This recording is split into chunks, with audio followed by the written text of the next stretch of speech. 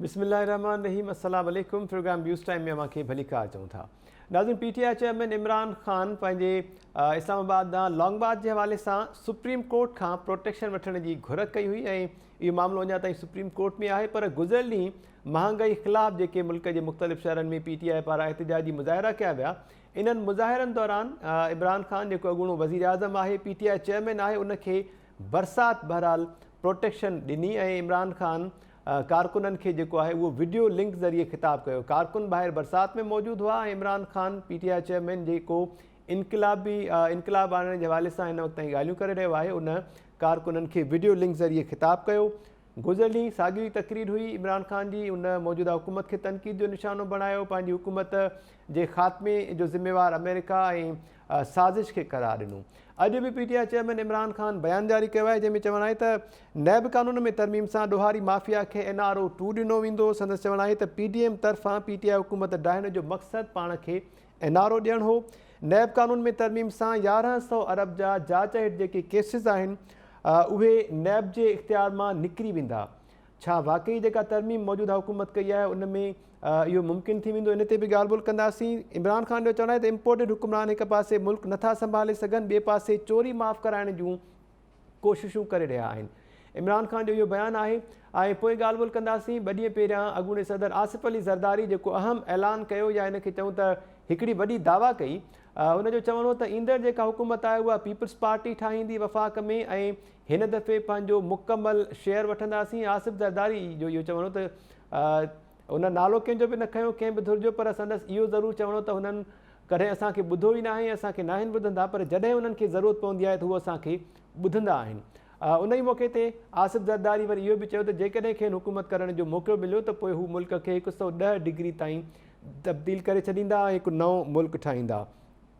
आसिफ अली ज़रदारी जी जेका दावा आहे उन हवाले सां ॻाल्हि ॿोल कंदासीं त मुस्तक़बिली जेका सियासी सफ़बंदी आहे उहा केॾांहुं पई वञे, ऐं नैब जेका आहे उन जे हवाले सां तनक़ीद जेकॾहिं उन ते थिए पई त नैब बेसिकली कहिड़ो हुजणु खपे, कहिड़ियूं तरमीमूं जेके आहिनि मौजूदा हुकूमत खे नैब में करणु खपनि। हा, ईंदड़ हुकूमत में मुकमल शेयर वठण जे हवाले सां बि ॻाल्हि ॿोल कंदासीं।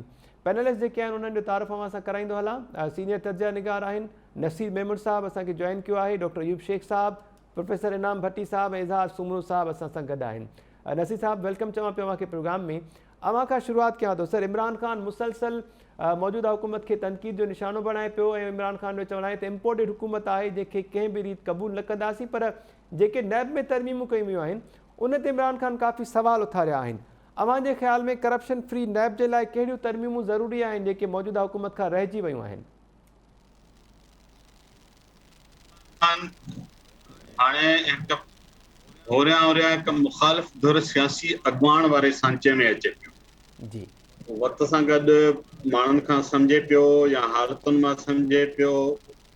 पहिरें जेको हुनजे आवाज़ ऐं लहजे में हिकिड़ी रेज हुई, हिकिड़ी धिकार हुई, ऐं सवाइ धिकार ऐं रिजेक्शन जे हुन वटि का ॿियो लहजो, ॿिया लफ़्ज़ न हूंदा।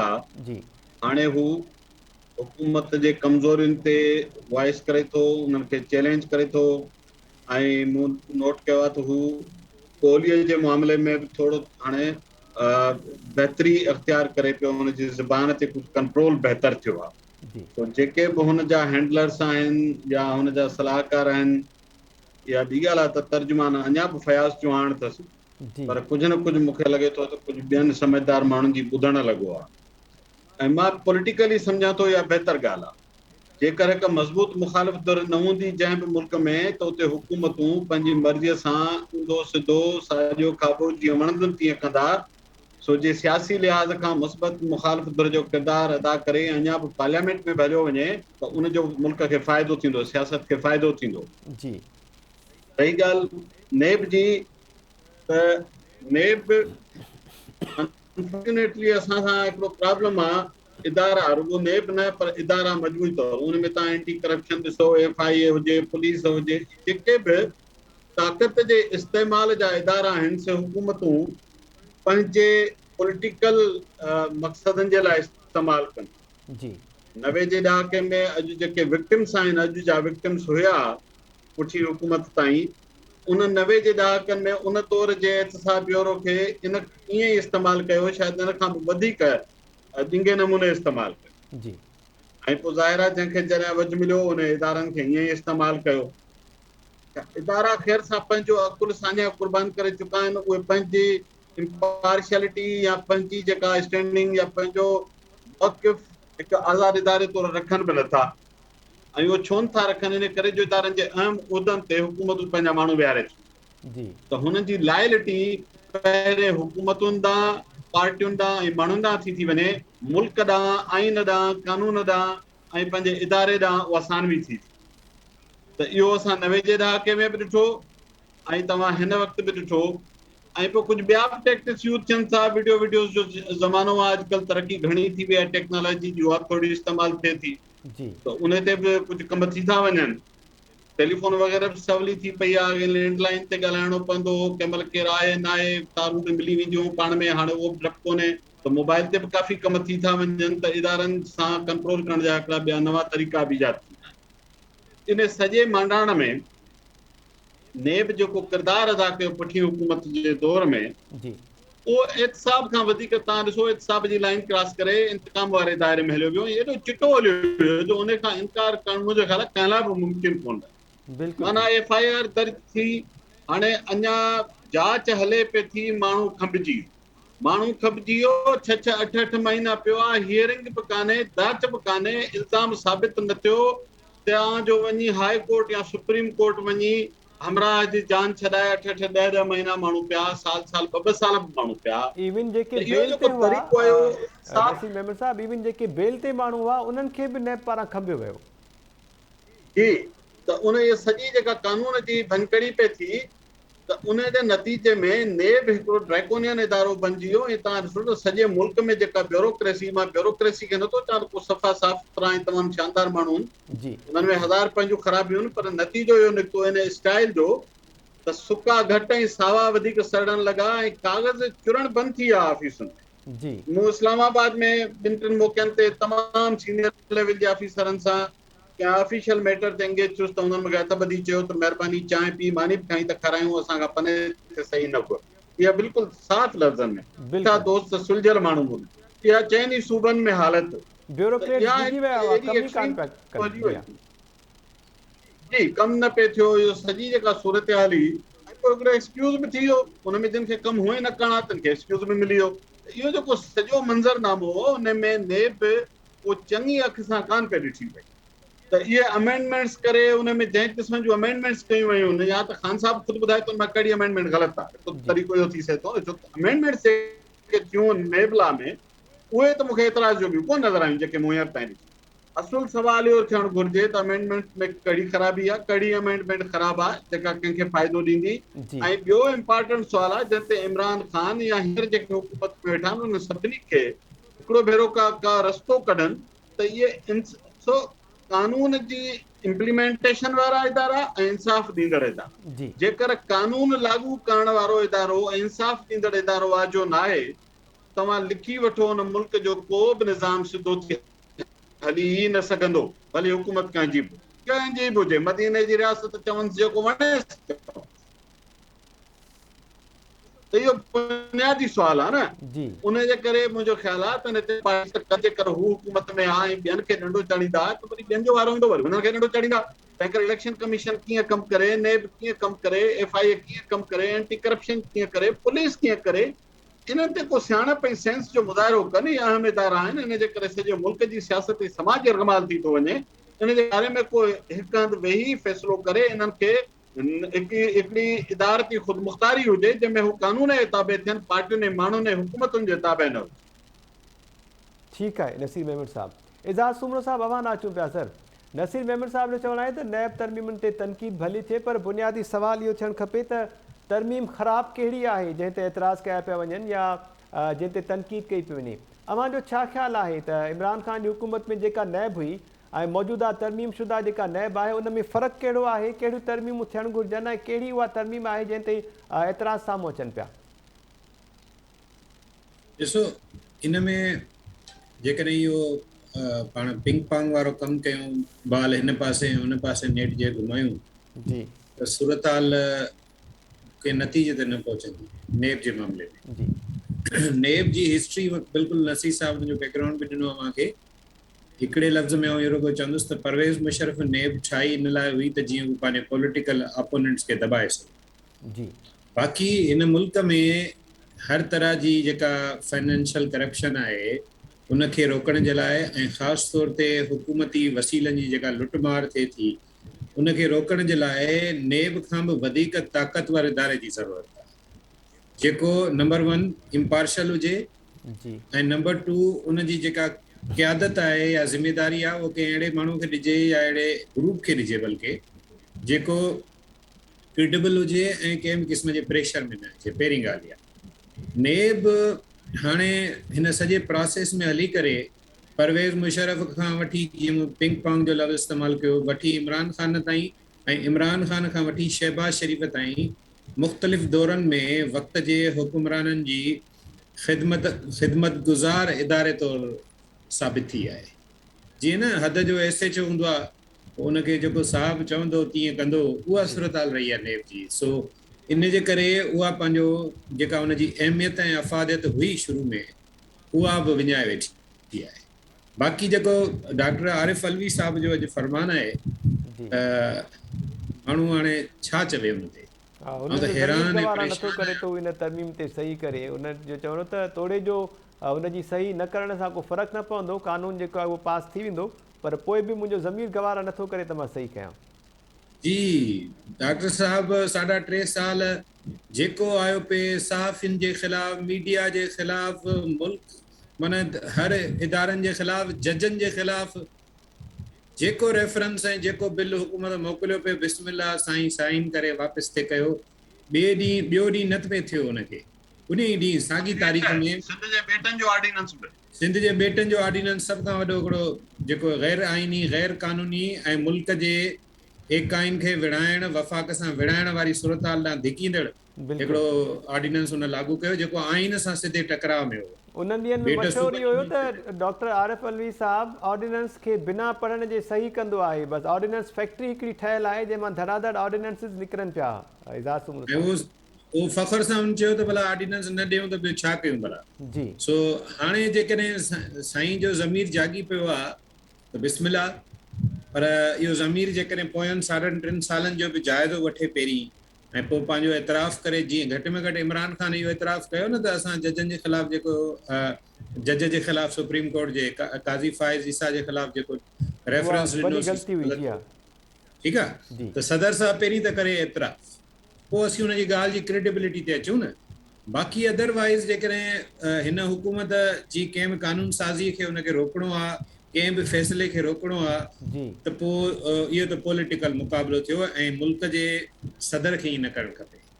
हुनजो ठीकु जेको आइन में किरदारु वाज़े आहे उहो हाणे ॿियो हिकिड़ो जेको अहम पहलू आहे आहे जी ईअं बि न आहे त हुनजो एतिराज़ को अजायो आहे हुनजो एतिराज़ कंहिं हद ताईं ठीकु आहे छो त हिन हुकूमत बि इहो कयो आहे जेको हुननि जे नवाज़ लीग जे हिकिड़े अॻुवान जे वात मां निकिरी वियो त जेकॾहिं असां हिन हुकूमत में न अचूं हा जी त असां सभु जेलनि में हुजूं। जी सो ही जेको सॼो बंदोबस्तु कनि पिया उहो जेलनि में वञण खां बचण जो बंदोबस्तु कनि पिया। ज़ाहिरी ॻाल्हि आहे हेॾी जेका तव्हां ॾिसो पिया ख़ल्क़ ख़्वारी खई अथनि पेट्रोल जूं क़ीमतूं फलाणियूं बिजलीअ जूं क़ीमतूं ऐं माण्हुनि जो जेको ज़ीपट पियो थो पए हुननि जे मथां इहो सॼो बर्दाश्त छाजे लाइ पिया कनि। ज़ाहिरी ॻाल्हि आहे त हुनजे लाइ हुननि वटि कुझु पंहिंजा एजेंडाज़ आहिनि कुझु ज़ाहिर ऐं कुझु हिडन तंहिंजे करे हीअ हुकूमत बि डेफिनेटली ईअं कंदी। हिते हिकिड़ो ॿियो सुवाल मुंहिंजे बल्कि ॿियनि दोस्तनि खां बि इहो पुछिजो हिकिड़ो ॿियो इंट्रेस्टिंग सुवाल आहे हिन मुल्क में इस्टेब्लिशमेंट हमेशह सियासतदाननि जे हवाले सां हिकिड़ो वॾो टूल इस्तेमालु कंदी आहे ऐं उहो आहे करप्शन जो। जी त पोइ हिन वक़्तु जॾहिं फ़र्ज़ु कयो हीअ जेको कानून साज़ी कई आहे हिन हुकूमत उहा करप्शन जे पंहिंजे अमलनि खे लिकाइण जे लाइ या पाण खे या पंहिंजे दोस्तनि खे प्रोटेक्ट करण लाइ कई आहे त पोइ इन ते इस्टेब्लिशमेंट जी कहिड़ी राय आहे इहो बि हिकिड़ो अहम नुक़्तो आहे छाकाणि त माज़ी में इहो थींदो रहियो आहे त जॾहिं बि सियासी हुकूमतूं मिसाल ग़ुलाम इसा ख़ान जेका बि हुकूमत हटाई हुई जी त एजाज़ उनजे साहब लाइ हुन घणे भाङे मईशत जो ई ग्राउंड ठाहियो या इन खां अलावा इमरान ख़ान जो बि सॼो इहो स्टैंड रहियो हो मार्शल लॉ जे दौर में हमेशह सियासतदाननि खे फाइनेंशियली करप्ट करार ॾियण जी बि प्रैक्टिस रही आहे मुशर्रफ बि कई नेब जे ज़रिए उन खां अॻु में अयूब ख़ान बि कई ऐं इहो सॼो सिलसिलो तारीख़ में भरियो पियो आहे। जी त पोइ हिन मामले ते हीउ जेको फ़ैसिलो शहबाज़ शरीफ़ जी हुकूमत कयो आहे, पोइ इन ते हू राज़ी छो आहिनि या ख़ामोश छो आहिनि, इहो बि हिकिड़ो वॾो बामाना सुवालु आहे। मुंहिंजे ख़्याल में हाणे हिन मुल्क में इहा म्यूज़िकल चेयर आहे, न त इहो एहतसाब आहे, न ई वरी सही माना में करप्शन खे रोकण जे हवाले सां को एफर्ट आहे। इमरान ख़ान जी हुकूमत जो बि आख़िर में आउं थोरो ज़िक्र कंदो हलंदुसि जी त ॻाल्हि रुॻो हिननि जी न आहे इमरान ख़ान जो हेलीकॉप्टर वारो केस कॾहिं खुलियो, BRT वारो कॾहिं खुलियो, बिलियन ट्री वारो कॾहिं खुलियो, सभु पंहिंजे साम्हूं आहिनि, को बि केस न खुलियो। ऐं वरी जेकॾहिं थोरो घणो चेयरमैन साहब कोशिशि कई त पोइ मां ॾिठो त हू जेका रिकॉर्डिंग कैमरा वारी उहा अची वई मंज़र ते, बिल्कुलु उन खां पोइ त ॻाल्हि ई सफ़ा ठुप थी वई। जी उनजो बि मामिलो ज़ाहिर थियो आहे, उन ख़ातून जेका कंप्लेन कई हुकूमत खे त ही तव्हांजे नेब चेयरमैन जा हाल आहिनि, जी ऐं असां वियासीं दांह ॾियण त हुन ई असां सां जेका आहे जेके छोकिरा कॉलेजनि में कंदा आहिनि न जेके कम, उहे करणु शुरू कया आहिनि। सो इनखे थोरो सम्झायो। मोट में हुकूमत खणी उहा ई साॻी शइ पब्लिक करे छॾी ऐं चेयरमैन ते प्रेशर विझी हमेशह जे लाइ हुन हुकूमत जे पूरे दौर में हुनखे ख़ामोश रखियो। जी ऐं पोइ बिल्कुलु तव्हां ॾिठो त न को परवेज़ खटक जे ख़िलाफ़ का कार्रवाई थी, न के ॿिए माण्हू जे, जिन जे ख़िलाफ़ हिननि खे कार्रवाई कराइणी उहा बि कंदो रहियो, यानी कि पॉलिटिकल अपोनेंट्स जे ख़िलाफ़। सो इन सॼी सूरताल में ख़ुदि नेब जो इदारो जी बि कंट्रोवर्शियल आहे, ऐं साॻे ई वक़्त ते सियासतदान बि इन में गिल्टी पार्टी आहिनि। ऐं सदर साहब जेको पोयनि 3.5 सालनि में मुसलसल इन मामले ते ख़ामोश रहियो, उनजो हाणे इहो चवणु त उनजो ज़मीर जागी पियो आहे, इहो बि हिकिड़ो पॉलिटिकल बयानु आहे ऐं उन खां मथे का ॿी ॻाल्हि न आहे। जी ठीकु आहे इज़हार सुमरू साहब। प्रोफेसर इनाम भट्टी साहब अव्हांखे वेलकम चवां पियो। अवां अचूं था सर, करप्शन जे लाइ कमु कंदड़ जेको वाहिद ताक़तवर इदारो आहे असां वटि नैब, उन नैब खे करप्शन फ्री करण जे लाइ अव्हांजे ख़्याल में कहिड़ियूं तरमीमूं ज़रूरी आहिनि जंहिं ते एतिराज़ न हुजनि ऐं सभई धुरियूं जेके आहिनि उहे मुतफ़िक़ हुजनि। ऐं ख़ासि तौर ते इज़हार सुमरू साहब जेको पॉइंट आउट कयो त एस्टेब्लिशमेंट जेको पावरफुल इदारो आहे उहो बि मुतफ़िक़ हुजे या उनजो अहिड़ो को रद्दमल न अचे।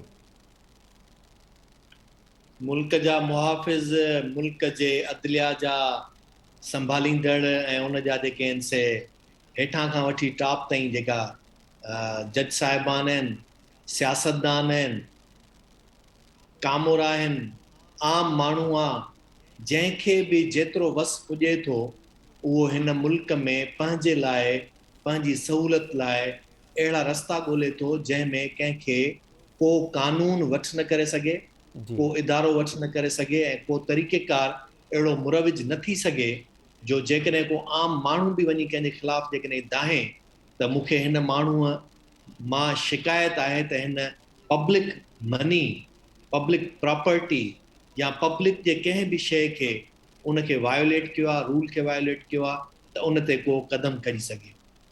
हुजणु त ईअं खपे त मामूली सिर्फ़ु जेको एंटी करप्शन जो इदारो आहे उन वटि ई अख़्तियारात ऐं उनजा क़ाइदा कानून अहिड़ा आहिनि जो मुल्क में शायदि ई को माण्हू करप्शन करे सघे। ऐं जे अचूं था FIA ते, त FIA वटि अहिड़ो मैकेनिज़म आहे, एतिरो उन वटि मेन पावर आहे जो शायदि ई जेकॾहिं को माण्हू मुल्क जे अंदरि हिकिड़े रुपए जी बि चोरी करे सघे या हिकिड़ो बि को मुल्क जे मुफ़ादनि जे ख़िलाफ़ को एक्शन या क़दम खणी सघे। जी ऐं वरी साॻे ई तरीक़े सां ई जेके बि इदारा ठहनि था, हींअर विच में थियो न त नैब जा ख़ुदि जेके अमलदार रहिया आहिनि उन्हनि जी बि इहा जांच थियणु खपे त उन्हनि जॾहिं जॉइनिंग कई नैब में त उन वक़्तु उन्हनि जा असासा छा हुया ऐं हिन वक़्तु असासा छा आहिनि। बिल्कुलु। ऐं ख़ुदि इहो बि हिकिड़ो तमामु वॾो सुवालु आयो त नैब रिकवरी जो जेको अंग ॿुधाए थी, जेतिरा अरबें रुपया ॿुधाए थी तेतिरा रिकवर थिया, त उहे खाते कहिड़े में विया ऐं उहे पोइ वापसि असांजी जेका सालियानी बजेट अचे थी उते बजेट में उहा शइ शो बि थिए थी त जेका सरकार जी आमदनी आहे टैक्सिस में ॿियनि में उन में इहो कंपोनेंट बि आहे त जेका रिकवरी थी आहे उहे पैसा केॾां था वञनि ऐं 5% ज़ाहिर थी आहे, जेतिरी ॿुधाई अथऊं उनजी 5% ज़ाहिर न थी आहे। ठीकु आहे। हाणे त मतिलबु छा चइजे, कंहिंखे चइजे? ऐं वरी जेकॾहिं चइजे इमरान ख़ान पाण भला 3.5 साल जेको इन मनसब ते वेठो हुयो हुन को अहिड़ो शफ़ाफ़ मैकेनिज़म जोड़ियो। हिन मुल्क जी वॾे में वॾी ख़राबी जेका आहे उहा आहे शफ़ाफ़ियत। शफ़ाफ़ियत हर शइ में, कानून जे अंदरि, जमहूरियत जे अंदरि, इदारनि जे अंदरि, नैब खां वठी जेको बि इदारो ठाहियो था उन जे अंदरि शफ़ाफ़ियत।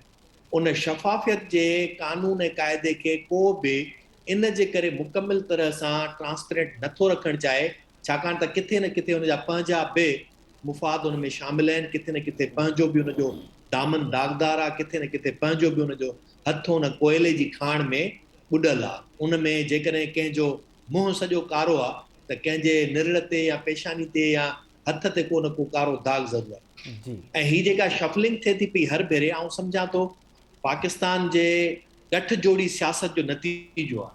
47 खां वठी करे जेका गठजोड़ी सियासत आहे, उन गठजोड़ी सियासत में सियासी जमायतूं, उन्हनि जा लीडर, इदारा, जुडिशरी खां वठी करे ब्यूरोक्रेसी, सिविलियन ऐं मिलिट्री सभई, उन्हनि सभिनी जेका गठजोड़ आहे, जी उन्हनि सभिनी हिक ॿिए खे सदाईं पे जेको आहे रिआयतूं ऐं मुरादूं ॾिनियूं। हीउ सिर्फ़ु को हिकिड़ी पार्टी जो मसइलो कोन्हे, सिर्फ़ु पीपल्स पार्टी जो, सिर्फ़ु नून लीग जो, PTI जो मामलो कोन्हे।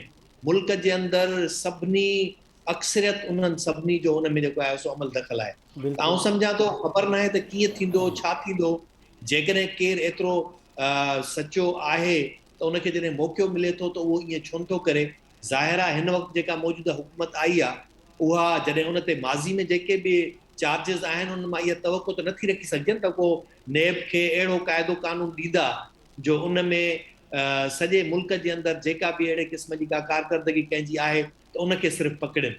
हू यकीनी तौर ते कोशिशि कंदा त जीअं हुननि जा पंहिंजा जेके बि जिते जिते हुननि जो दामन फाथल आहे, उहो उन मां कीअं छॾाइनि। डिंगरी में जीअं अटकी पवंदो आहे न माण्हू, त कपिड़ा जिते जिते फाटल आहिनि, पोइ उन मां हाणे फाथल आहिनि, उतां किथां न किथां थोरा थोरा निकिरंदा वञनि, त ज़ाहिर आहे उहे निकिरंदा वेंदा। जी पर हिन सॼे अमल दख़ल में जे हक़ीक़ी तौर ते ॾिसजे त लोअर लेवल जी जेका जुडिशरी आहे, उहा बि जेकॾहिं चाहे त कंहिं माण्हू में हथु विझे त उहो उन मां निकिरी न सघंदो। ऐं अपर लेवल जी जुडिशरी त वरी तमामु अञा वॾी आला ॻाल्हि आहे। त तंहिंजे करे आउं सम्झां थो हिन मुल्क खे हिन गठजोड़ी सियासत सभिनी नुक़सानु पहुचायो आहे। ऐं अॼु जंहिं नहज ते बीठल आहियूं, मुल्क जी मईशत जंहिं हंध ते बीठल आहे, दुनिया सॼी खे ख़बर आहे त हीउ सॼो जेको सबबु आहे उहो इहो आहे त हर भेरे तव्हांखे फीडिंग थिए थी, अरबा रुपया कर्ज़नि जी शिकिल में, अरबा रुपया डॉलर्स जेके इमदाद जी शिकिल में मुल्क जे अंदरि फीड थियनि था। पर फीड थियण खां पोइ ॿाहिरि कीअं ड्रेन था थी वञनि, उन ड्रेन थियण जो सॼे में सॼो सबबु जेको आहे उहो करप्शन आहे। ऐं उहो उन में नेब जो इदारो हुजे, एंटी करप्शन हुजे, या सिक्योरिटी जा इदारा हुजनि, एयरपोर्ट ते कंट्रोलिंग सिस्टम हुजे, ऐं लांचूं हुजनि जेके पाणी वारे रस्तनि तां उतां क्रॉस करे नैब कम ई न कयो आहे इनाम साहब। इन्हनि मामलनि खे त नैब छेड़ियो ई न आहे फ़िलहाल। छेड़ींदी बि कोन, उनखे छेड़ण जे लाइ सिर्फ़ु असुल मसइलो वरी हिन में वॾे खां वॾो इहो आहे जी त नेब खे मुकमिल तरह ते आज़ाद ऐं ख़ुदि मुख़्तियार बणाइण लाइ ख़बर न आहे त कहिड़ो सिस्टम खपे, मैकेनिज़म खपे। आज़ाद ऐं ख़ुदि मुख़्तियार हिते हिन वक़्तु जेतिरो सुप्रीम कोर्ट जो सिस्टम आहे या जुडिशरी जो सिस्टम आहे, शायदि ई को हुजे। पर उन्हनि जे बि बकौल त उहे ख़ुदि मुख़्तियार एतिरा न आहिनि, एतिरियूं मुरादूं हुजनि, एतिरा उन्हनि खे जेको आहे सो सिक्योरिटी सेफ्टी हुजे, ऐं उन खां पोइ एतिरो उन्हनि जो अपॉइंटमेंट जो मैकेनिज़म जेको हुजे, उन्हनि जो पंहिंजो जुडिशरी जे अंदरि जुडिशल काउंसिल जो सिस्टम हुजे। उन जे बावजूद बि जॾहिं उहे एतिरा ख़ुदि मुख़्तियार न आहिनि, त नेब त पोइ बि हिकिड़ी अथॉरिटी आहे जंहिंखे अपॉइंटिंग कंहिं न कंहिं तरीक़े सां उहे साॻियो ई सियासतदान उन्हनि खे जेको आहे सो गॾिजी करे मिली करे अपॉइंट कनि था, त उन्हनि मां कहिड़ी तवक़ो रखी सघिजे थी। ऐं सम्झां थो। ऐं हेठि ताईं मूंखे ज़ाती तौर ते ख़बर आहे त हेठि ताईं केतिरा ई जेके अमलदार जिन जी तफ़्तीश में यानी इन्वेस्टिगेशन में अपॉइंटमेंट थींदी आहे, उहे कीअं बदिली था वञनि, कीअं रखराइजी था वञनि, उन्हनि जो किथां कहिड़ो जेको आहे सो वास्तो थो थिए, ख़बर ई नथी पए कंहिंखे त इहो माण्हू कीअं अची वियो ऐं कीअं उतां निकिरी वियो। त अहिड़नि माण्हुनि खे भला कोई इबरतनाक बणाए छॾिया, जिन मुल्क जा अरबा रुपया हितां शिफ्ट करे वञी ॿाहिरिनि मुल्कनि में जज़ीरा ख़रीद कया आहिनि, प्रॉपर्टियूं ख़रीद कयूं, कारोबार ख़रीद कया आहिनि। उन में उहो कैनेडा हुजे, अमेरिका हुजे, यूरोप हुजे, ऑस्ट्रेलिया हुजे, उन्हनि सभिनी सां शायदि। ऐं प्लस में आउं सम्झां थो हीअ जेके आलमी इदारा आहिनि इहे बि इन में ख़ुशि आहिनि, छाकाणि त उन्हनि खे कमज़ोर मुल्क, कमज़ोर निज़ाम वधीक सूट करे थो, जंहिंजे अंदरि उहे पंहिंजा मुफ़ाद उन्हनि खां सर्व कराए सघनि था। जंहिं मुल्क जी मईशत सघारी हूंदी आहे, जंहिं मुल्क जा इदारा सघारा हूंदा आहिनि, उन्हनि खे केर बि पंहिंजे रस्ते ते आसानी सां न आणे सघंदो आहे, न ई डिक्टेट कराए सघंदो आहे। इहो ई सबबु आहे जो पाकिस्तान हिन वक़्तु जंहिं सूरताल में बीठल आहे, हर कंहिं जे लाइ आसान आहे त उन खां कीअं कहिड़ो कमु वठिजे। जी ठीकु आहे इनाम भट्टी साहब। डॉक्टर अयूब शेख साहब इन वक़्तु असांखे जॉइन कयो आहे। अयूब साहब वेलकम चवां पियो अव्हांखे प्रोग्राम में। ॻाल्हि ॿोल मां ॿुधी ॿियनि पैनलिस्ट जी, नसीर साहब समेत सभिनी जी राय आहे त नैब जे तरमीमुनि जे हवाले सां जेको बहस थिए पियो, असुल बहस थियण हिन ते खपे त कहिड़ी तरमीम जेका आहे उहा ख़राबु आहे ऐं नैब खे पंहिंजो पाण खे ई करप्शन फ्री करणु खपे पहिरियां त, उन खां पोइ उहो करप्शन जे ख़िलाफ़ु जेको आहे असराइतो किरदारु अदा करे सघंदी। इमरान ख़ान नैब तरमीमी ऑर्डिनेंस ते सख़्तु तनक़ीद कई आहे। संदसि चवणु आहे त 1100 अरब जा जेके जांच हेठि केसिस आहिनि उहे इन नई तरमीम सां नैब जे इख़्तियार मां निकिरी वेंदा। छा कमेंट कंदो अव्हां मौजूदा जेका नैब आहे उन ते ऐं पुराणी नैब ते?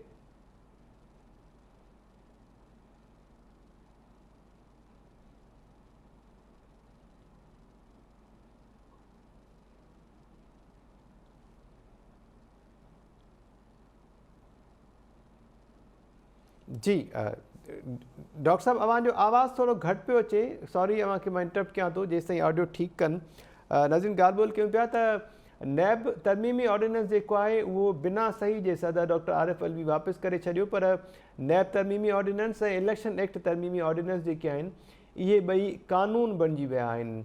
सदर डॉक्टर आरिफ अलवी जो इहो चवणो त संदसि ज़मीर जेको आहे उहो गवारा नथो करे त हू इन नैब जे तरमीमी ऑर्डिनेंस ते सही करे, पर खेसि इहा ख़बर आहे त उन जे सही न करण जे बावजूदि इहो कानून बणिजी वेंदो ऐं उहो थियो बि आहे। PTI चेयरमैन इमरान ख़ान पारां बि बयानु ॾिनो वियो आहे जंहिंमें हुनजो चवणु आहे त नैब कानून में तरमीम सां ॾोहारी माफ़िया खे NRO 2 ॾिनो वेंदो। इन ते ॻाल्हि ॿोल कंदासीं। डॉक्टर अयूब शेख साहब जो कमेंट ऐं ॿिया जेके पैनलिस्ट आहिनि उन्हनि जो आसिफ़ ज़रदारी पारां जेका दावा कई वई उन ते कमेंट शामिल कंदासीं। हिकु शॉर्ट कमर्शियल ब्रेक खां पोइ हाज़िर थियूं था। वेलकम बैक नाज़रीन। प्रोग्राम जे पहिरें पोर्शन में असां ॻाल्हि ॿोल कई त नैब ते जेका मुसलसल तनक़ीद थी रही आहे, पर उन जे बावजूदि बि तरमीमी ऑर्डिनेंस जेको मौजूदा हुकूमत पारां पेश कयो वियो हो, ॿिन्ही ऐवाननि मां उन जी मंज़ूरी वरिती वई। सदर डॉक्टर आरिफ अलवी उन्हनि ते सही न कई, पर उन जे बावजूदि इहे जेके ॿई तरमीमी ऑर्डिनेंस आहिनि उहे हिन वक़्तु कानून जो हिसो बणिजी विया आहिनि। हाणे हिन सेकेंड पोर्शन में ॻाल्हि ॿोल कंदासीं। अॻूणे सदर आसिफ अली ज़रदारी पीपल्स पार्टी जे को चेयरमैन बिलावल हाउस लाहौर में पार्टी जे अॻवाननि सां गॾिजाणी दौरान अहम दावा कई। संदन चवणो त ईंदड़ हुकूमत पीपल्स पार्टी ठाहींदी ऐं हिन दफ़े पूरो शेयर वठंदासीं। आसिफ अली ज़रदारी साहब जो चवणो त जेके ॻाल्हियूं कयूं पियूं वञनि त पंजाब में ऐं गिलगित बल्तिस्तान में पीपल्स पार्टी ख़तमु थी वई आहे, इहो कूड़ आहे। असां पंहिंजी सियासत खे कमज़ोर इन करे कयो त जीअं मुल्क बचाए सघूं। आसिफ अली ज़रदारी साहब जी जेका दावा आहे ईंदड़ हुकूमत ठाहिण जी, उन खां पोइ सियासी सफ़बंदी जेका आहे उन ते सवाल उथनि पिया। इन ते ई कमेंट शामिल कंदासीं। नसीर मेमन साहब जो। नसीर साहब कीअं पिया ॾिसो अव्हां आसिफ ज़रदारी साहब जेका दावा कई 2 ॾींहं पहिरियां बिलावल हाउस लाहौर में अॻवाननि सां गॾिजाणी दौरान, इन दावा खे कीअं पिया ॾिसो ऐं इन दावा खां पोइ मुस्तक़बिल जी सियासी सफ़बंदी ख़ासि तौर ते सम्झो पिया मकानी चूंडूं मुख़्तलिफ़ सूबनि में जेके थींदियूं उहे ईंदड़ आम चूंडुनि जो सिनेरियो जेको आहे उहो वाज़े कंदियूं? यादि अचे थो त ज़रदारी साहब इहे लफ़्ज़ चया त ईंदड़ हुकूमत असां ठाहींदासीं। जी जेकर इहे लफ़्ज़ चया अथई त मुंहिंजे ख़्याल में हुन उते किथे बि कोन चया त हुकूमत असां पीपल्स पार्टीअ जी ठाहींदासीं। ठीकु आहे। असां हुकूमत ठाहींदासीं, PPA जी हुकूमत ठाहींदासीं, ॿ अलॻि शयूं। हींअर बि हुकूमत ठाहिण वारनि मां आहे, पर PPA जी हुकूमत त कान्हे। ऐं पूरो शेयर वठंदासीं। नसीर मेमन साहब जी आसिफ ज़रदारी साहब इहो चवनि त हिन दफ़े पूरो शेयर वठंदासीं ऐं जेकॾहिं हुकूमत ठाहिण जो मौक़ो मिलियो त पोइ मुल्क खे 110 डिग्री ताईं तब्दील कंदासीं। शेयर वठण लाइ हुकूमत में हुजणु ज़रूरी थोरे हूंदो आहे। ठीकु आहे। उन जा ॿिया 100 तरीक़ा आहिनि। इहा ई त सॼी गेम आहे। जी ऐं मुंहिंजो ख़्याल आहे ज़रदारी साहब हिन में वधीक सगारो आहे त हू हुकूमत में आहे बि न आहे बि। शेयर बि पूरो आहे, हुकूमत में बि न आहे। जी ज़रदारी साहब जो ज़ोर हूंदो त सिंध सदाईं हथनि में रहे, जेको हुननि जो असुल जिते हुननि जो फोकस आहे, जिते कंसंट्रेशन आहे। ठीकु आहे। ऐं ॿियनि हंधनि ते ईअं ॿ चार विज़ारतूं, थोरो घणो पावर शेयर ऐं काफ़ी हुन सां वॾो साइज़ेबल शेयर मिली थो वञे। पंजाब में हींअर ॾिसो हुकूमत ठहिराई अथनि, हुकूमत में न आहिनि ऐं हुकूमत में सभ खां घणो आहिनि। बिल्कुलु। जेके नंढा ग्रुप हूंदा आहिनि न, जेतिरी इन्हनि जी हलंदी आहे हुकूमतुनि में, ओतिरी हुकूमत जी बि न हलंदी आहे। जी अवां ॾिसो न सिंध में केतिरियूं ॻाल्हियूं हींअर इतादियूं जो हली रहियूं आहिनि जेके हुकूमत में कोन्हनि, हिकिड़ी वज़ारत कान्हे। जी तो इहो सेफ प्ले जो तरीक़ो आहे। बाक़ी रही ॻाल्हि त पीपल्स पार्टी ॿियनि सूबनि में इहो चवण त ख़तम न थी आहे। ज़रदारी साहब बहितर सम्झे थो। असां त पढ़ियो त भुट्टे साहब हुकूमत ठाही पंजाब मां हुई ऐं पंजाब में ई बेनज़ीर साहब जॾहिं 86 में आई त तारीख़ जो वॾे में वॾो मेड़ाको थियो। पंजाब 1988 में पीपल्स पार्टी जो मोर्चो। जी अॼु उते जेके 4-5 सीटुनि ते पार्टी पहुती आहे त कुझु थियो हूंदो न। जी मुंहिंजो ख़्यालु आहे त पार्टी तमामु घणो लूज़ कयो आहे सिंध खां ॿाहिरि अमली तौर ते। वर्कर ठीकु आहे, हुन वटि को न को डाई हार्ड वर्कर पुराणो आहे जी ऐं 2-4 सीटूं हेॾां होॾां जूं या ॾखिणे पंजाब में अञा सिंपैथी या जेके हुननि जा आहिनि सीट विनर्स उहे थोरा घणा मौजूदु आहिनि। पर for all practical purposes politically Punjab में पीपल्स पार्टी एग्ज़िस्ट नथी करे। जलसा करण ॿी ॻाल्हि आहे, कुझु सीटूं खटी वञण ॿी ॻाल्हि आहे ऐं पुठियनि ॾींहंनि में कुझु हुन प्रेज़ेंस ॾेखारी। पर जेकर पीपल्स पार्टीअ जी मौजूदगीअ खे बेंचमार्क कबो भुट्टे जे दौर सां, बेंचमार्क कबो बीबी जे दौर सां 88 सां, जी त पोइ ह्यूज शिफ्ट अची चुको आहे, ह्यूज लॉस थी चुको आहे। बलोचिस्तान ऐं ख़ैबर पख्तूनख्वा में पीपल्स पार्टी हूअं कोन रही आहे। 88 में आफ्ताब शेरपाऊ जी ताजुनि जे थ्रू हुकूमत ठही, जी पर हिस्टोरिकली हिननि ॿिनि सूबनि में पीपल्स पार्टीअ जूं रूट्स न रहियूं।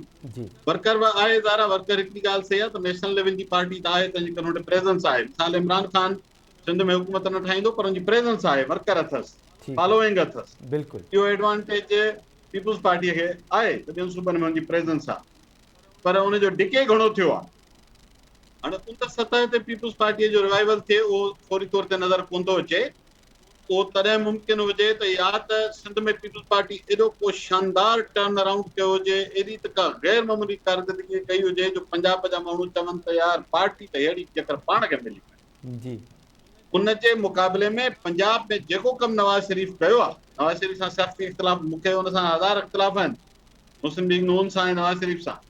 पर नवाज़ शरीफ़ ऐं शहबाज़ शरीफ़ जेको पुठियनि 20-25 साल में पंजाब लाइ कयो आहे न, जी त पंजाबी त मुंहिंजो ख़्यालु आहे हुननि जो नेशनलिज़म वधीक रैशनली डीप रूटेड आहे ऐं ॾाढो प्रेगमेटिक नेशनलिज़म आहे पंजाबी।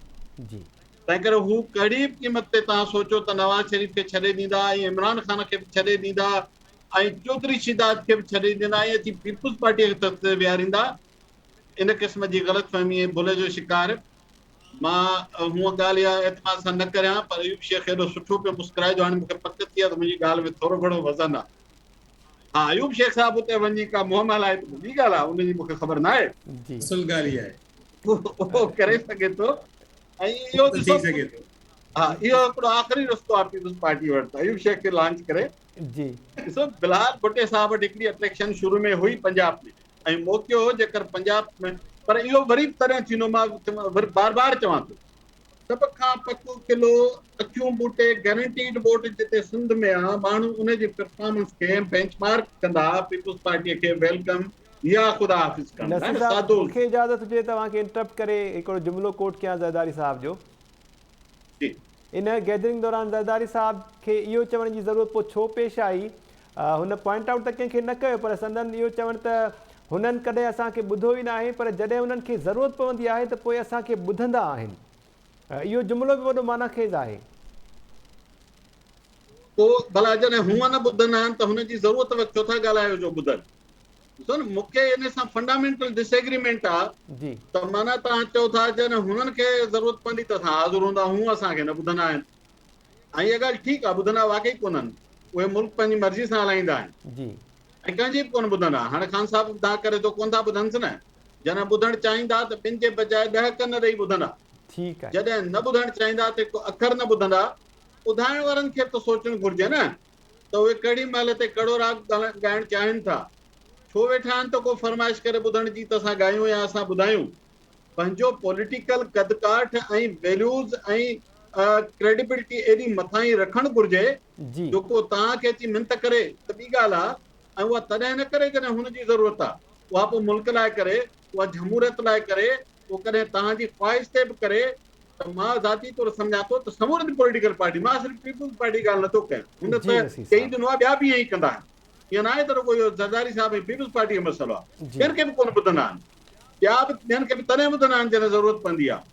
पॉलिटिकल पार्टीज़ जो पंहिंजो जेसिताईं हाउस ऑर्डर में न थींदो, पंहिंजी साख ठीकु न कंदा ऐं पंहिंजे पाण खे कुझु बुनियादी उसूलनि ते के कॉमन ग्राउंड्स ते गॾु न बीहंदा त पोइ हुननि खे ईअं ई ॿुधंदा जॾहिं हू चाहींदा। पोइ छो ॿुधंदा हुननि खे जॾहिं हू सॾु करण वक़्तु ई ॿुधाइण लाइ तयार आहिनि त पोइ अॻी दौर छो सीरियस वठंदी? तो इहो उसूल त सभिनी पार्टीज़ ते लागू थिए थो, सिर्फ़ु पीपल्स पार्टीअ ते न। ज़रदारी खे शाबाश जो चई थो हुजे, ॿिया शहर चवणु नथा चाहिनि। ठीकु आहे नसीर साहब। डॉक्टर अयूब शेख साहब, अव्हांजी माना खे मुस्कुराहट ते नसीर साहब कमेंट कयो आहे।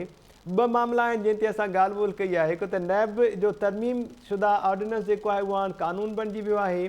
इन नई नैब खे अव्हां कीअं पिया ॾिसो? इन ते तनक़ीद जेका आहे उहा जाम थी रही आहे ऐं नसीर साहब जो इहो चवणो त असल तरमीमूं जेके आहिनि उन्हनि ते बहस थियणु खपे त कहिड़ियूं तरमीमूं ख़राबु आहिनि या ग़लति आहिनि। हिकु त इन ते कमेंट कयो ऐं ॿियो जेको आसिफ़ साहब बिलावल हाउस लाहौर में इहा दावा कई त ईंदड़ हुकूमत पीपल्स पार्टी ठाहींदी, मुकमल शेयर वठंदासीं।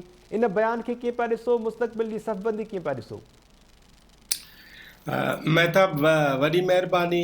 हिकिड़ी ॻाल्हि त इहा आहे त जेका पुराणी नेब आहे या नई नेब आहे उन्हनि में को बि फ़र्क़ु कोन्हे ऐं टारगेट्स जो बि फ़र्क़ु कोन्हे ऐं तरीक़नि जो बि फ़र्क़ु कोन्हे, सवाइ हिकिड़ो जेको चेयरमैन हो जेको नाकाम हो उनखे हिकिड़ी कमीशन ठाहिण लाइ ॾिनी हुओ त मिसिंग पर्सन्स जे बारे में कमीशन ठाहे, उतां उहो तौबा करे भॼी आयो ऐं उनखे पोइ तौबा ताइब करण खां पोइ नेब जो चेयरमैन कयो।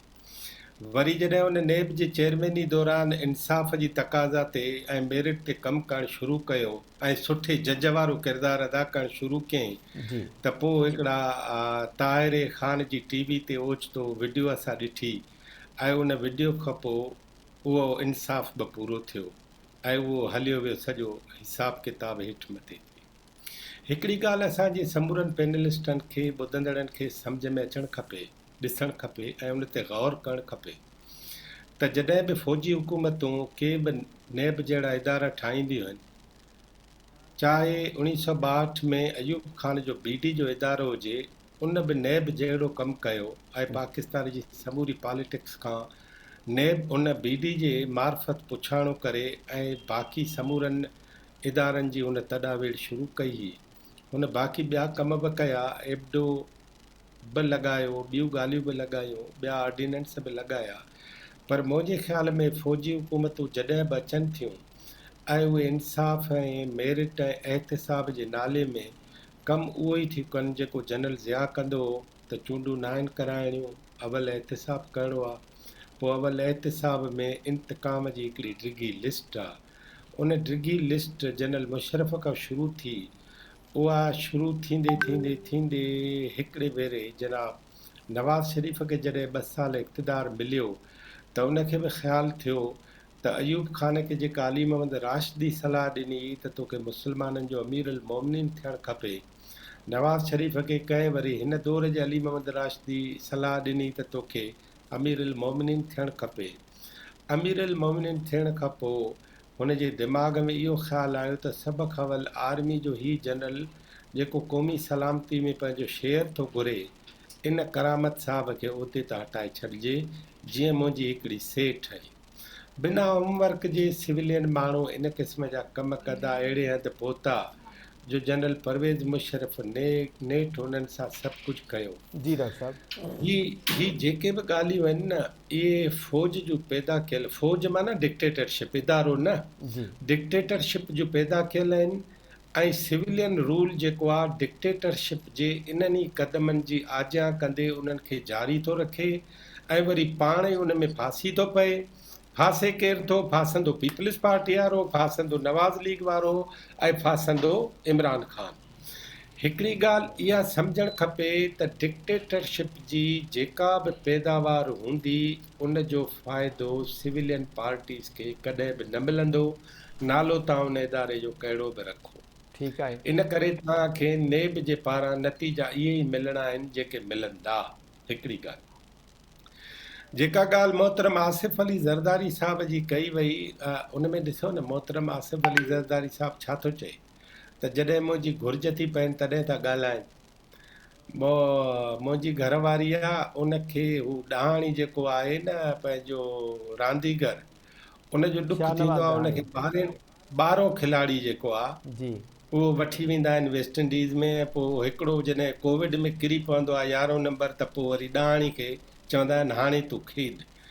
सो जॾहिं बि पॉलिटिक्स खे कोविड लॻंदी त 12 खिलाड़ी खे तॾहिं सॾु कंदा जॾहिं बि सरकार पाण मुंझी पवंदी त 12 खिलाड़ी जेको आहे ज़रूरत तहत घुरायो वेंदो। असां उन्हनि जी मजबूरी न आहियूं, असां उन्हनि जा 12 खिलाड़ी आहियूं जेके उन कतार में वेही रहिया आहियूं। तमामु भली ॻाल्हि कई आहे नसीर साहब त मुल्क जूं पॉलिटिकल पार्टियूं पाण खे उन कतार में विहारनि ई छो थियूं, जो बिल्कुलु पंहिंजे सही। इंटरव्यू जे उन इंतज़ार में त मूंखे हाणे छॾींदा, माना मां उन्हनि जी घुर्ज आहियां। जी आउं त चवां त पाकिस्तान जी डिक्टेटरशिप खे तव्हां ॾिसो, उन ते असां एतिरो कॾहिं बि न ॻाल्हाईंदा आहियूं। NRO कंहिंजी पैदावार आहे? जनरल परवेज़ मुशर्रफ जी। जी chief polling agent Imran Khan कंहिंजो? जनरल परवेज़ मुशर्रफ जो। इन्हनि ॻाल्हियुनि ते असां इन करे न ॻाल्हाईंदासीं जो पाकिस्तान में चयल आहे त पंहिंजो यादगीरो मुख़्तसिर रखो, ॻाल्हियूं टू द पॉइंट कयो, जेको सिविलियन जे ख़िलाफ़ हुजे उन ते घणे में घणो ॻाल्हायो। ठीकु आहे। बहसियत सिविलियन कंहिं बि डिक्टेटरशिप जे कंहिं बि कानून जी हिमायत न करणु खपे। ऐं हीउ जेको सदर साहब करे थो, इहो बि असल में जनरल ज़िया वारो साॻियो राग आहे त मूंखे ख़बर आहे त हीअं थींदो, मूंखे ख़बर आहे। हिकु त हिननि सभिनी खे ख़बर आहे, असां खां सवाइ सभिनी खे ख़बर आहे जी त हीअ ॼाणनि था।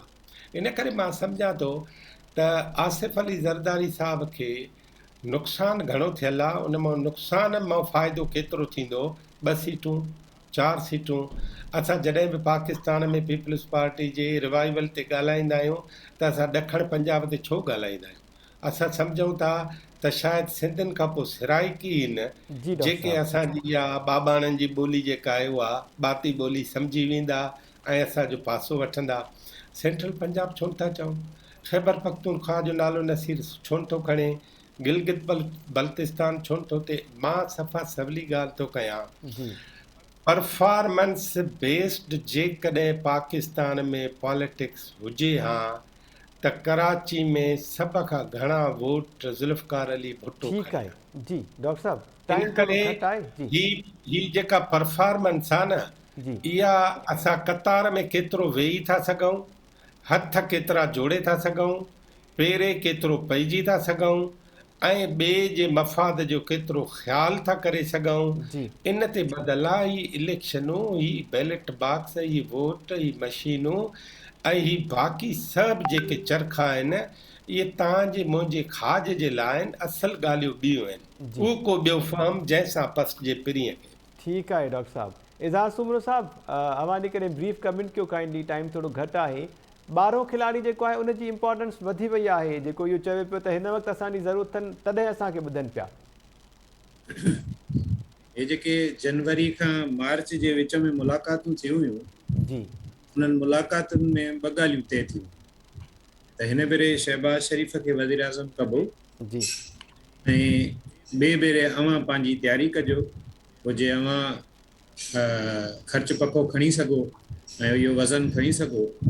ऐं जेके PTI जा जेके अॻे ॾखण पंजाब सूबो ऐं सराइकी सूबो इन क़िस्म जा नारा हणंदा, आज़ाद मेंबर थी पोइ मुफ़रल पाए PTI में विया हुआ, जेकॾहिं उन संगत खे बि पाण सां गॾु खणी सघो, बाप पार्टीअ जो बि कुझु गज हिसो तव्हां सां पासे ते बीहे जी ऐं कुझु KPK मां बि बंदोबस्तु थिए त पोइ नवाज़ शरीफ़ खे असां हूअं ई पसंदि नथा करियूं, पोइ तव्हांखे वारो ॾींदासीं। तइ थियल आहे इहा ॻाल्हि, इहो काग़ज़ जो ॿियो हिसो आहे। हाणे प्रैक्टिकली इहो पॉसिबल कीअं आहे, उनजी जेका ग्राउंड रियलिटी आहे उहा इहा आहे त जंहिं हिन इहा जेका ॻाल्हि ज़रदारी साहब जेका कई आहे जी त ईंदड़ भेरे असांजी हुकूमत ठहंदी, तव्हां उनजी वीडियो रुगो ॾिसो ऐं उन ड्राइंग रूम में जेको ड्राइंग रूम मलिक रियाज़ ठाराए ॾिनो आहे, जी उन ड्राइंग रूम में माण्हू वेठल ॾिसो। पंजाब जे गादी वारे शहर लाहौर में पार्टी जो सरबराह ख़िताब करे रहियो आहे ऐं उन हाल में घणा माण्हू वेठा आहिनि, त तव्हांखे हिन ॻाल्हि जी हक़ीक़त जो अंदाज़ो थी वेंदो। ज़रदारी साहब जी पॉलिटिक्स इहा आहे जेका हुनजे गुफ़्तगू मां ज़ाहिर आहे त हिसो, माना सियासत घटि ऐं कारोबार वधीक। असांखे वधीक हिसो मिलंदो, हुनखे घटि हिसो मिलंदो, असांखे हीउ मिलंदो, हुनखे हीउ ॾिबो। सो ॾे वठि वारो जहान आहे ऐं हुन में हुनजो इहो ख़्यालु आहे त जीअं सिंध में हुन ढिंग वग़ैरह जेके आहिनि ताक़तवर माण्हू सरदार, उहो कंहिं लालच या कंहिं प्रेशर जे ज़रिए पाण सां गॾु रखिया आहिनि, जी अहिड़े तरीक़े सां उहो शायदि पंजाब में बि ईअं करे वेंदो। पर चवंदा आहिनि त पुलिनि जे हेठां काफ़ी पाणी गुज़री चुको आहे ऐं हाणे इहो इलेक्टेबल्स जे बुनियाद ते रुगो सभु कुझु थियणु मुमकिन न आहे। जेकॾहिं इहो मुमकिन हुजे हा त इमरान ख़ान जी हुकूमत सभिनी खां कामयाबु हुजे। बिल्कुलु जी डॉक्टर नसीम मेमन साहब अहिड़ी ॻाल्हि कई त ग्राउंड रियलिटीज़ जेके आहिनि उहे तमामु मुख़्तलिफ़ आहिनि। पंजाब में नून लीग जेतिरो कमु कयो आहे ॿी कंहिं बि पार्टी एतिरो कमु न कयो आहे जंहिंजे बेसिस ते आवाम जेको आहे उनखे वोट ॾिए। बाक़ी थियण जे लाइ त असांजे मुल्क में कुझु बि थी सघे थो। प्रोफेसर इनाम भट्टी साहब अवांजो कमेंट सर ज़रदारी साहब जे ख़िताब ते ऐं दावा ते। दावा त इन्हनि खे अलाए छो उन्हनि जे वफ़ादारनि जो इंतज़ारु हूंदो आहे, पर उन इदारे कॾहिं वफ़ा कई कोन्हे। जी कंहिंखे फांसी चाढ़े छॾींदा आहिनि, कंहिंखे मुल्क बदर करे छॾींदा आहिनि, कंहिंखे घणो कुझु करे छॾींदा आहिनि, पर पंहिंजे कमु वठण खां पोइ उहे कंहिंजा बि न हूंदा आहिनि। इहो अलाए छो ही सभु विसारे था छॾनि, बशमूल इमरान ख़ान। पहिरीं त इहे सभिनी जी दावा इहा हूंदी आहे न त असीं सभु हिक पेज ते आहियूं, ऐं सभिनी जी इहा बि दावा हूंदी आहे त असांजी ज़रूरत आहे इन्हनि खे। ऐं इहा हक़ीक़त आहे त ही सभु जेके अचनि था हिननि खे रुगो हिकिड़ी इक़्तिदार जी लालच थिए थी ऐं ख़्वाहिश थिए थी, उन जे करे बाक़ी कमु सॼो हुननि जो करे था वञनि। जी आउं त सम्झां थो त 47 खां वठी हिन वक़्त ताईं पाकिस्तान जे डेमोक्रेटिक प्रोसेस जे कमज़ोर थियण जो सबबु इन्हनि सियासी जमायतुनि ऐं सियासतदाननि जी इहा इक़्तिदार में अचण जी जेका ख़्वाहिश आहे, जंहिंजे ज़रिए हू अॻिते अचनि था, पोइ नतीजे में आस्ते आस्ते पंहिंजा अख़्तियार वञनि था विञाईंदा। ठीकु आहे। ऐं हींअर तव्हां ॾिसो उहे सभई जेके इदारा आहिनि उन्हनि पंहिंजा अख़्तियारात सभु विञाए छॾिया आहिनि। हाणे उनजे ई करे हू कुझु ई नथा सघनि। तंहिंजे करे हू आसिफ़ ज़रदारी भले इहा वफ़ा जी जेका आहे सा उमेद त रखे, पर इहा ख़बर पोइ पवंदी त उन्हनि सां वफ़ा थी या न थी। ऐं पोइ वरी पोइ इहो राग ॻाईंदा तुंहिंजे वाइदे वफ़ा ते एतबार कहिड़ो, इनकार बि आहे ऐं इक़रार बि आहे। सो बिल्कुलु ईअं ई आहे। भले आसिफ़ ज़रदारी सम्झे हा हिन वक़्तु उन्हनि खे फुल जेका खुली छूट मिलियल आहे। हिन वक़्तु जेका सिंध में जीअं लोकल बॉडीज़ इलेक्शन में जेको कुझु थिए पियो, माण्हू अगवा थियनि पिया, प्राइवेट बंगलनि ते वाड़िया पिया जी वञनि, इनाम माण्हुनि खे जेका ॾिसो कीअं वाहुड़ में ऐं पूरे मन इलाइक़े में चवनि था त को संदन मुक़ाबले में ई न हुजे। इहा शइ भुट्टे साहब जे बि दौर में थी, ऐं इहा हर जेको बि आमिर हुकुमरान हूंदो आहे उहो उन्हनि खे एतिरे ताईं इहा छूट ॾींदो आहे जॾहिं उन्हनि जा कम निकिरी वेंदा।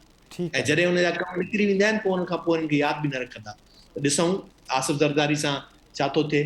ठीकु आहे जी। प्रोफेसर इनाम भट्टी साहब thank you so much. Doctor Ayub Shaikh साहब वॾी महिरबानी अव्हांजी। नसीम मेमन साहब अव्हांजी वॾी महिरबानी ऐं एज़ाज़ सुमरो साहब अव्हांजी वॾी महिरबानी। नाज़रीन पैनलिस्ट जी मजमूई राय इहा आहे त नई जेका नैब आहे ऐं पुराणी नैब उन में को ख़ासि फ़र्क़ु न आहे।